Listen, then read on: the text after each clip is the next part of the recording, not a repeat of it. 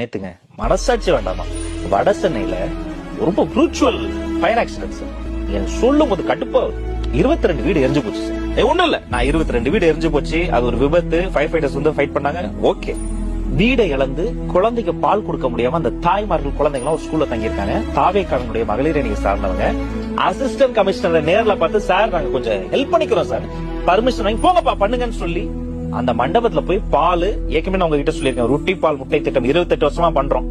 அந்த பிரெட் டின்ல சில உணவுகள் இதெல்லாம் வச்சு டிஸ்ட்ரிபியூட் பண்ணும்போது திடீர்னு எங்க இருந்தோ ஏதோ ஒரு யார் எந்த பிஏ போன் பண்ணான்னு தெரியல, எந்த அதிகாரி கால் பண்ணி சொன்னாங்க சார், அடிச்சிருக்காங்க சார், ஹெல்ப் பண்ண போறீங்க.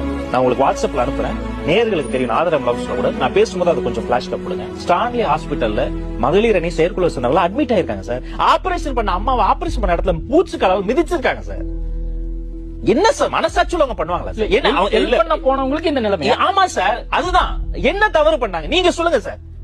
எனக்கு வீடு பத்தி எரிஞ்சிருச்சு, நான் போய் ஹெல்ப் பண்ண கூடாதா? சரி, கூட அந்த பெண்கள் என்ன சார் தப்பு பண்ணாங்க? பசங்களை அடிச்சிருக்காங்க, நான் அதை கூட விடுங்க, அது வந்து அரசியல் அப்படிதான், அவங்களுக்கு அது ஒரு ட்ரைனிங்கா இருக்கட்டும், பயிற்சி பற்றையா இருக்கட்டும். ஆண்களை புடிச்சு சட்டையை பிடிச்சு இழுத்துருக்காங்க, இந்த வெள்ளை சட்டையை பார்த்து அடிச்சிருக்காங்க. பெண்கள் என்ன சார் தப்பு? சார் மனசாட்சி உள்ள மனிதன் மூச்சு காலாலோ அந்த வயிற்றுல அப்படி ஒரு தாயின் கருவறையில் இருந்தாதான் நீ வந்த. இங்க நடப்பது ஜனநாயக ஆட்சியே கிடையாது சார். இதை விட பாசிச ஆட்சிக்கு உதாரணம் சொல்லவே முடியாது சார். என்ன தப்பு சார் பண்ண?